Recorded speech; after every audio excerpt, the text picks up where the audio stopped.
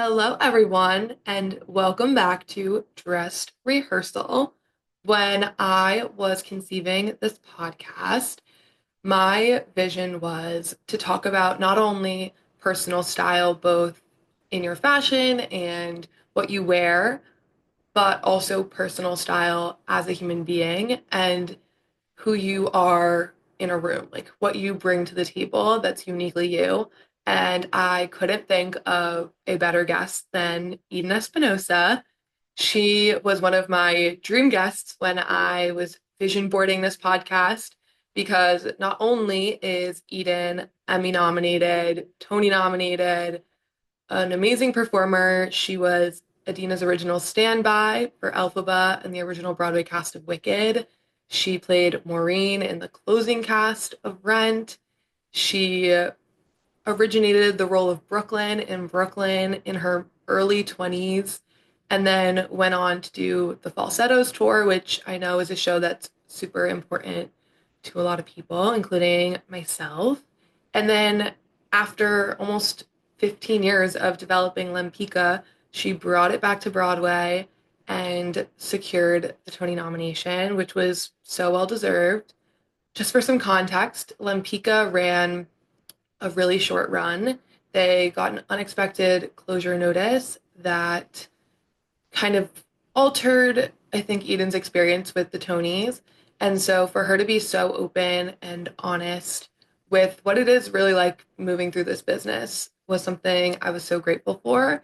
And also, we get to chat about fashion and who inspires her and what theater has meant to her and how that's changed over the years. So I really couldn't have asked for a better, more generous guest. And I'm so grateful to Eden, and I'm excited for you to hear our conversation. So here is Eden Espinosa on Dressed Rehearsal.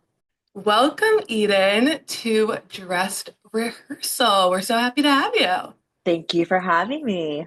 Okay, so the way we start all of our episodes is asking, what's the show that got you hooked on theater? Oh, I have to say that it was the movie version of Annie. Okay. That was like my everything when I was a kid. Then when I got older, Les Mis.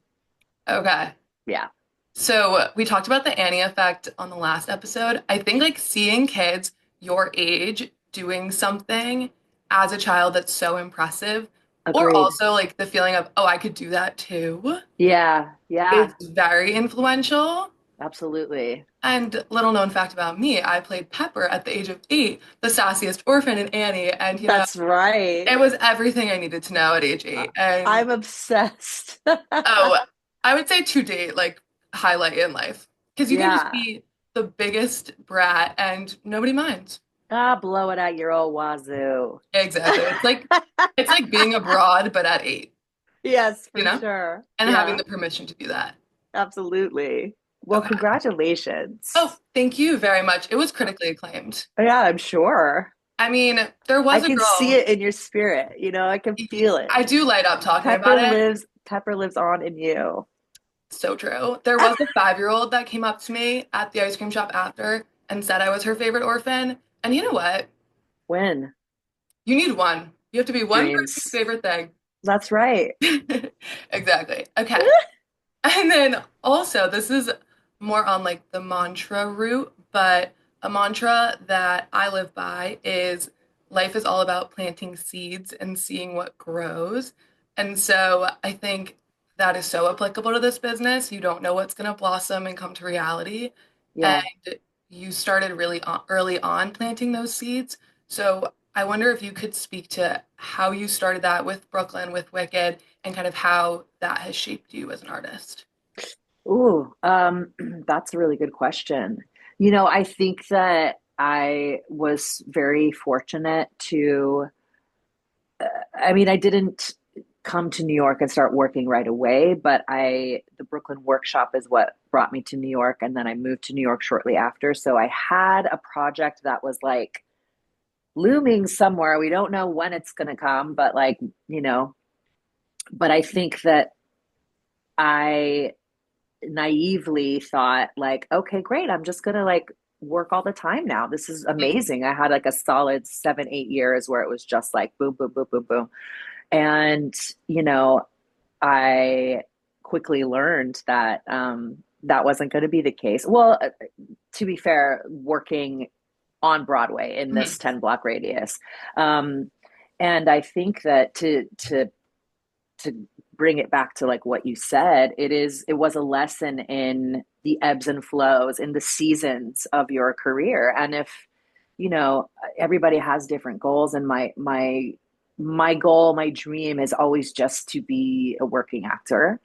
Um, and and so I quickly learned like, oh, okay, there's going to be ebbs and flows. There's going to be seasons in which things are very, the harvest is very plentiful, and there's winters where, you know, nothing is sprouting as much, and that's okay. And that's when I quickly learned that like I need to have and find other things that fill me up, and that make me happy, or that I'm good at as well, that can not pass the time, but fill my life, you know, because this little bit of it, if that's the only thing that makes you happy, then you're gonna find yourself unhappy a lot. Um, so yeah, And that's I how it. think that also speaks to the fact that like the things you do outside of the business inform you in a way that like you're going to bring that to your life and you're going to bring that to any performance in the future. So it's not like it's not a use of time. It's basically informing you better as a person. Yeah, agreed, 100%. And I think what you were saying also is very similar. I heard Amber Iman, your Lempicka co-star, say once she walked down the street in Midtown and three of the shows on the same block she had workshopped and not taken to Broadway. And I Hmm. think it's an interesting relationship of knowing what's meant for you won't pass you by. Yep. And especially with Lempicka taking 15 years to get to Hmm. Broadway, I'm Hmm. curious what your relationship is with that mindset and how you kind of remind yourself of it. Yeah, I think that that is one of my mantras that helps me on a daily basis. And I think that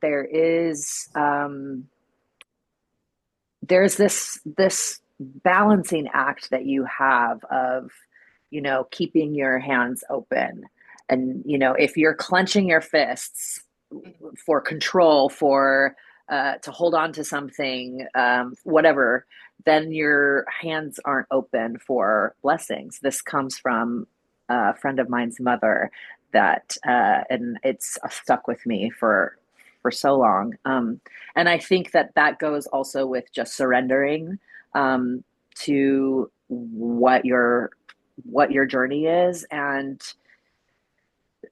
on the flip side of that, there is also, you know, as artists, but also as humans, like we need to tap into our inner voice, our intuition, our discernment, and whatever that is for you. I always knew that I was supposed to play this part. Um, and early on, you know, I had done different readings of it as Rafaela, and, you know, wouldn't I wasn't even like you know, in the mix for Tamara at all, but like somebody got sick, and then I stepped in at the last minute, and then that's when it got commercial producers and they wanted to have a bigger name, so they went with somebody else, and then that person went on to do other things, and so then I had to re-audition. um, and I always was like, I'm willing to audition because I want it that bad, and I know, just like any other role, like nobody's going to play it like me. Mhm. Doesn't mean that I'm the best for the thing, but I have a unique perspective on this, and I feel it in my bones. And so I was willing to throw my hat and my name in the hat as many times as I needed to, which was 3 times. Um, and then moving forward, I got in my contracts that if you ever want to replace me, you're going to pay me a lot of money. And as you should. Yeah. So, you know, there is that fine line of surrendering, but also tapping into a knowing. And I remember saying to myself one time, like, I just want to try. And if they don't choose me, then that's okay. Mhm. And I literally remember going, but their loss, uh, you Mhm. know, because there was something inside of me that just, I don't know if it was a connection to her or their version of her, but I just really felt so strongly that I was meant to do it. Well, the interesting thing on the flip side of that is that I've heard you talk about falsettos and the audition process there, where Yeah, you didn't think that you were a Trina and that yeah, it surprised you that it was an amazing fit. So I'm curious how the longer you're in the business, the better you know your gut, but you also don't want to get so stuck in your own lane that you aren't open to other versions of yourself. yeah. I think that falsettos audition was the biggest lesson professionally Mhm. that I could have, that even if somebody had told me, and the truth is I have heard people say that before. Don't box yourself in. If somebody's calling you in for something, that means they want to see you for this. It's not just willy-nilly. um or they're going a different way than they normally do, or like whatever. And you know I will be forever grateful that that moment was supposed to be in my life, and I will never discount myself out of an audition Mhm. because I don't think I'm right for it. If I don't connect to the show, or I don't necessarily see myself doing that, I want to do that 8 times a week, that's a different story. But, if somebody calls me in for something and it seems like something I would want to do, even if I don't think I would ever be quote unquote right for it, I will go in from now, always. Because I think, it's always about our unique perspective as an actor. And that's when your individuality comes through, through your perspective of this character's circumstances. And I think also when you think of an audition, it's not like you're signing a contract tomorrow. It's also Right. trying it out for size and like giving yourself the feeling of like, oh, what does this look like for me? This isn't Yeah. an offer. This isn't necessarily like the end of the decision. And so I know at least something that I'm trying to get better at is trying things without feeling the commitment of like a 1,000% this has to happen just because I give it a try. Yeah. That's right. And knowing that like you can make a big swing without that necessarily being like the defining answer or like the defining choice on your own end. Correct. Yeah. Yeah.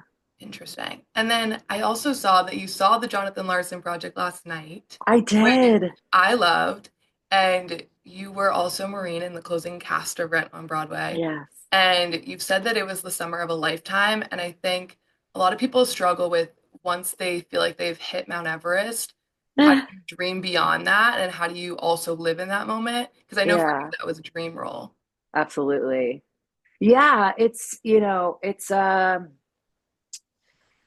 one of those once in a lifetime things. I think, to originate something and then to be the last something, Mhm. is incredibly it's an amazing opportunity, and especially something that has had such an impact on so many people, myself included. Um, and that particular composer, Jonathan, just having such an influence on so many people, uh, composers included. And I was there last night. It was a beautiful show, and I was sitting behind Lin Manuel and Philippa Sue, which also I had a little geek moment. I was said to my friend, I was like, Eliza and Alexander are sitting in front of us. Like, it was just so cool. But he and I were talking after, and just like marveling that without Jonathan's influence, like who knows who Lynn would be, and his style of writing, and just the way his mind works. And so it is forever a full circle moment for me to have played Maureen in the final company, and to have it documented and filmed. It's like a crazy bonding experience that we all are instant Rent family, and even everyone, not even if you've done it in the same cast. It just like kind of brings you all together and you're forever in this world, Mhm. this beautiful world that Jonathan created. And I think it's also so cool to see that production happening downtown right now when I think a lot of times it can feel impossible to have anything original. And Yeah, there's so many people that Rent was the impetus of, oh, this is what can be on stage. It doesn't have to be that's what it's right. been. Yeah, And that reminder of that's a way you can navigate the space and it's a black box. You get to create whatever you want in it. yeah, It doesn't have to yeah, be what has been. yeah. It was a beautiful night for sure. I'm sure it's very full circle for you to just like revisit. Yeah, and also like I just didn't know, these are all songs that most of us don't know or have never heard. And so Mhm. it was just awesome to take a little dip in that pool and just let those lyrics and those melodies that you've never heard just wash over you. And some of them felt like coming home because, like, we were talking after, and Lynn knows so much. So I was like, was this song a cut song from Rent, or could this have been? This sounded like it could have been like a Roger moment, or So yeah, it was just so interesting to hear the rest of this catalog. And I think it's also a testament to Jonathan that not a word was changed and Yes. everything hit like it was yesterday. Oh my God, we were freaking out, Hmm. freaking out. It was wild. And it was, eerie, but also a little bit. I said to my friend who I was with, I was like, also, we don't learn because, it's applicable today, all these years later. And it's just like, so that made me a little bit sad. But yeah, it was Right. crazy to know that it was all written forever ago. I think it's sad, but it's also comforting to be in a room full of people that are hearing that, Yeah, yeah, true, which is a cool way of thinking of it. for sure. Also, in like the full circle of it all, I'm curious for you coming back to New York after all of these years, like the version of Eden who first came versus you returning now. Like, do you feel completely different than that version of you? Yes. Yeah. 100%. Yeah. Yeah, I mean, it's over 20 years age difference. Hmm. Um, so that's one, Right. but there are things that I look back and I think when you're younger and when I first came to New York, it was before social media. You know, Chat rooms were just barely brand new. So it's like I look back at simpler times. Things I personally was like, I don't know, less of a filter on myself, like less self-aware, more free, more, and I think there's aspects of that version of me that I'm chasing and or peeling away layers to get back to that where I don't care so much about what people say or what people think. I think it's inevitable in today's day and age. Um, but yes, I'm very, very much a different person. And But it's probably wild to look back and think that you were leading a company at what in your early 20s and then yeah, leading a company now and that yeah, feeling of like what that responsibility is, but also like how you can take up space in that room so differently. yes.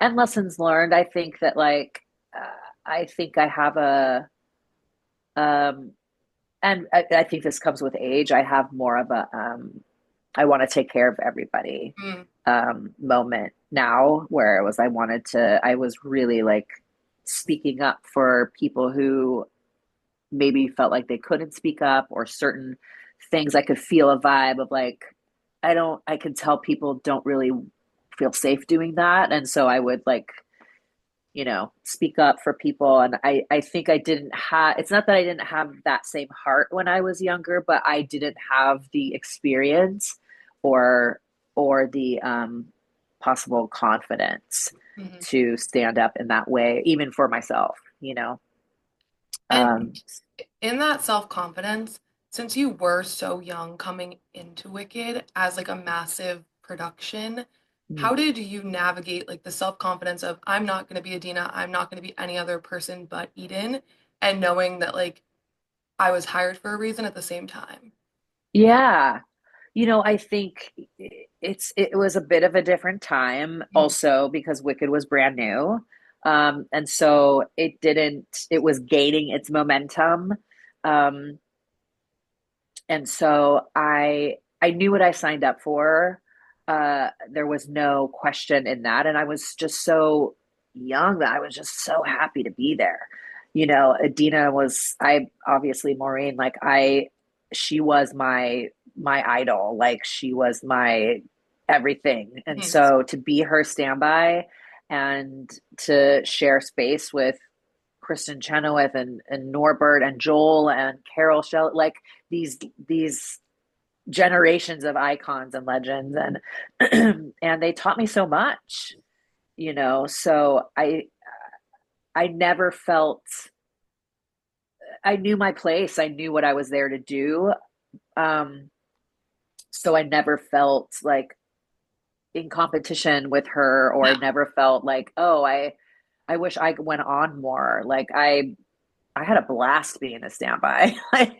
Laura Bell Bundy and I shared a dressing room, and we could be in a 5 block radius. So we would go to the gym or go to dinner. And I had the best time. And it wasn't until I took over that, like, the associates and Joe had to give me permission to make it my own.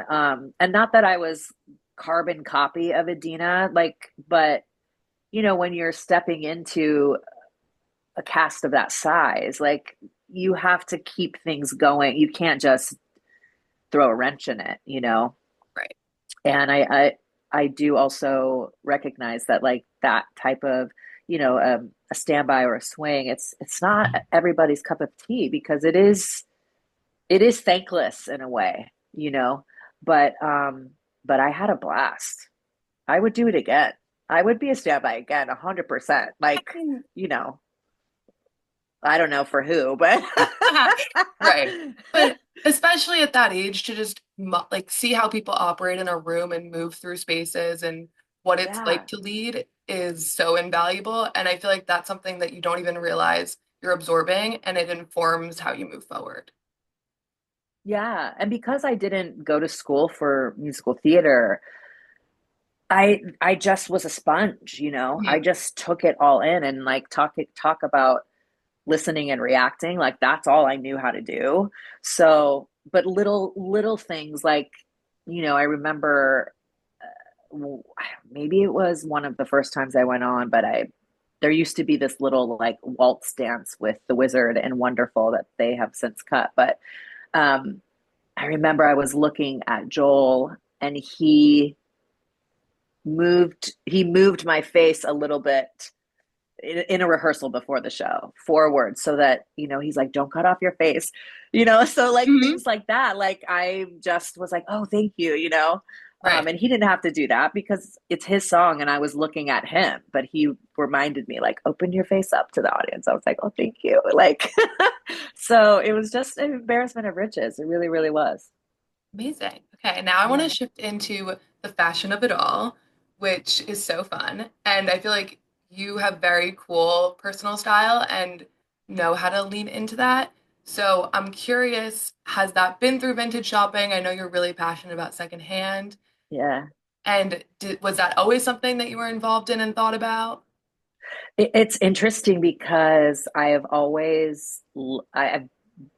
thrifted as long as I can remember. Like I used to go with my grandmother and my grandfather, and um, but my uncle used to take me to antique malls and thrift stores, and so it's always been. I like looking through old things. Hmm. Um, going to an antique mall is like my favorite, besides vintage and thrift clothing stores.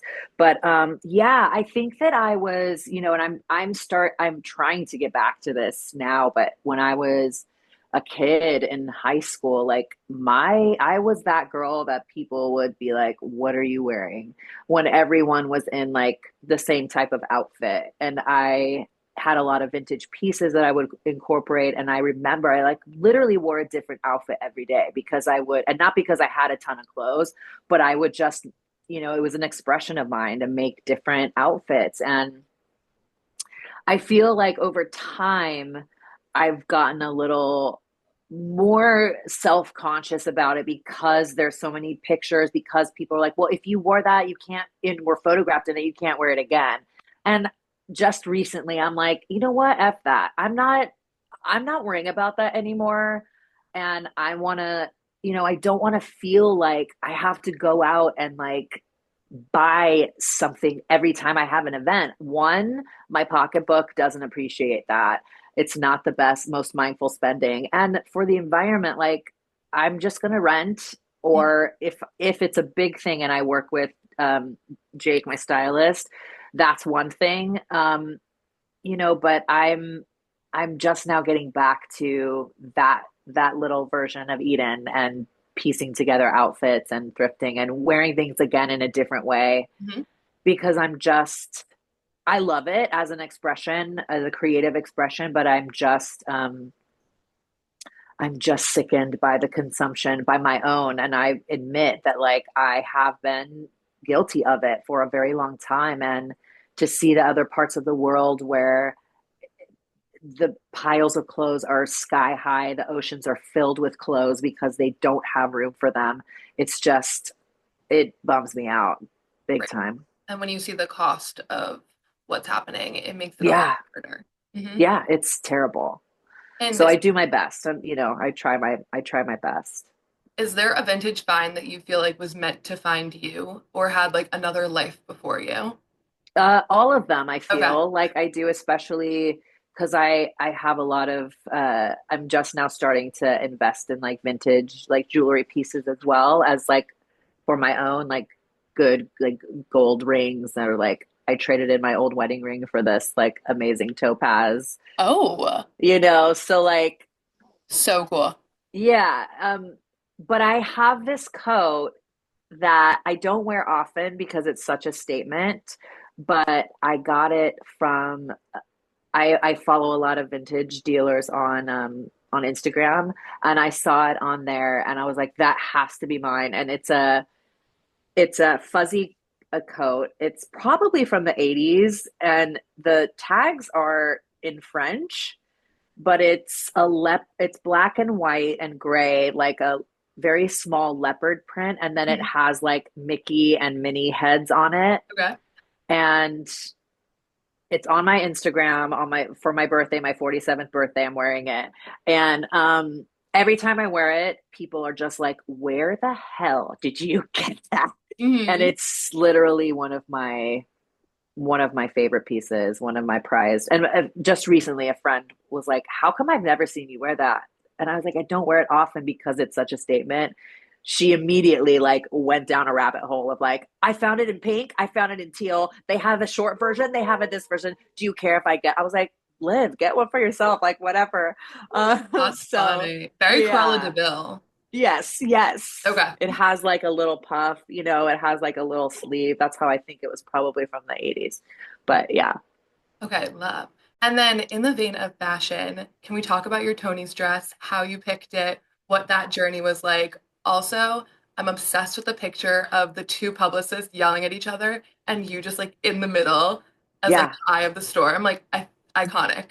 Yeah. That was a nightmare. The Mm. Tonys it was not an amazing experience because of that beginning moment. Hmm. Yeah, they like okay, first the dress. So I worked with Jake Sokoloff for the entire season. And as we were going on, he for the nominees Hmm. press day, we had chosen a Dolce and Gabbana white suit, and before that, my opening night dress, um, Mark. Oh my God, I can't believe this.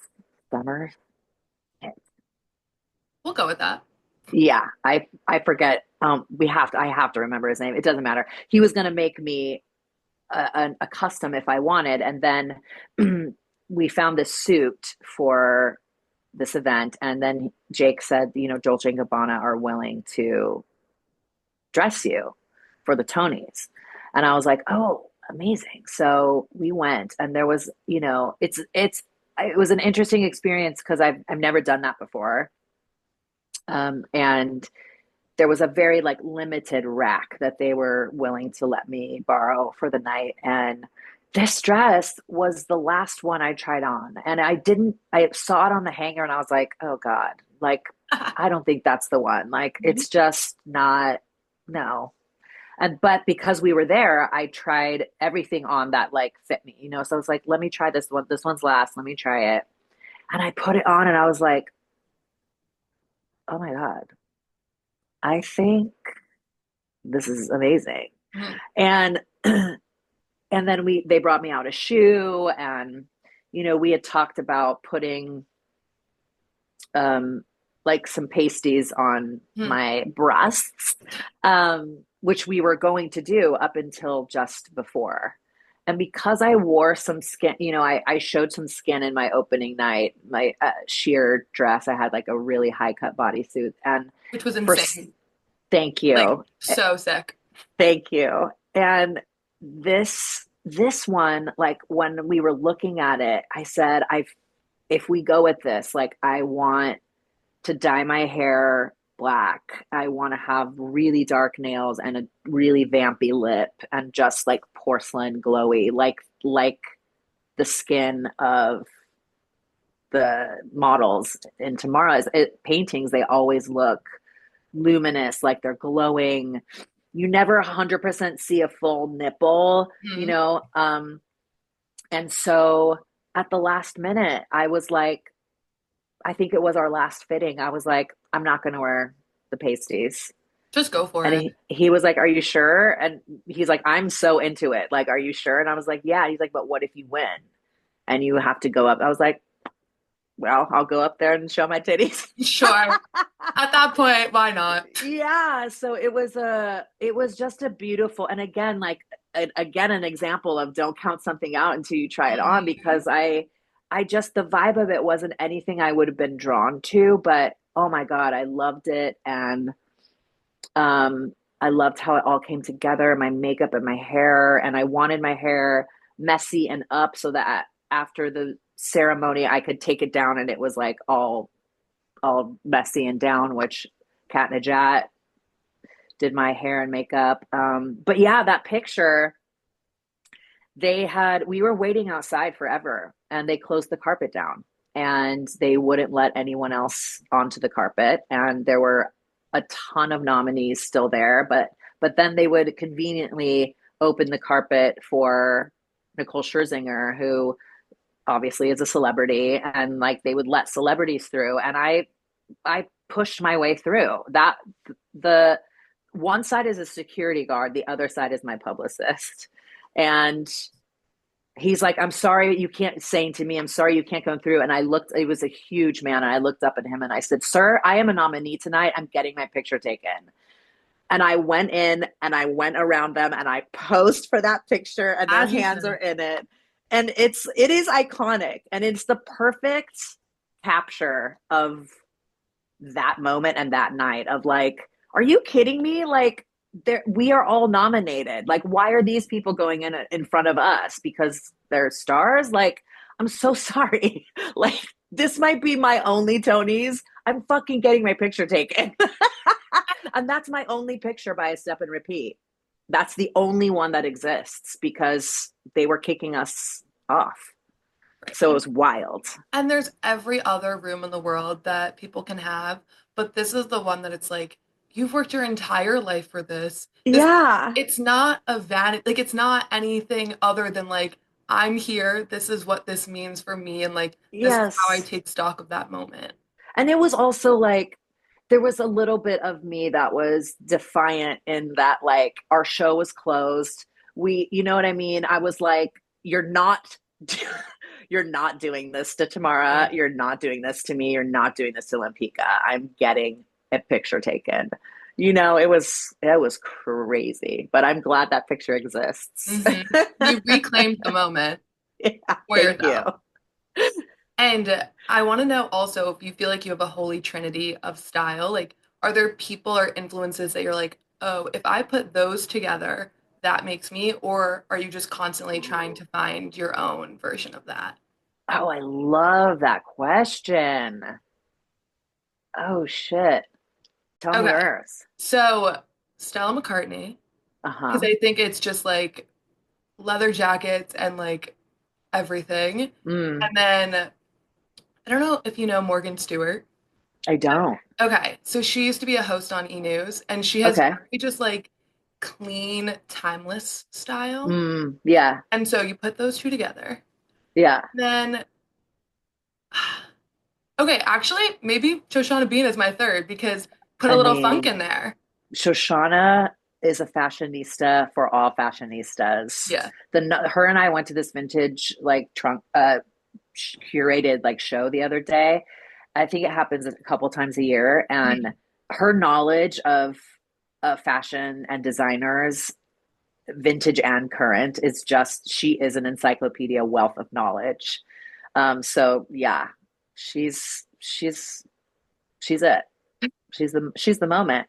I would say if I could put like Carrie Bradshaw, Love. June Ambrose. Do you know who June Ambrose is? No. She's also like a stylist and a designer. Look her up on Instagram. Her outfits are fierce. Um, so yeah, Sarah Jessica Parker, June Ambrose, and maybe Zendaya.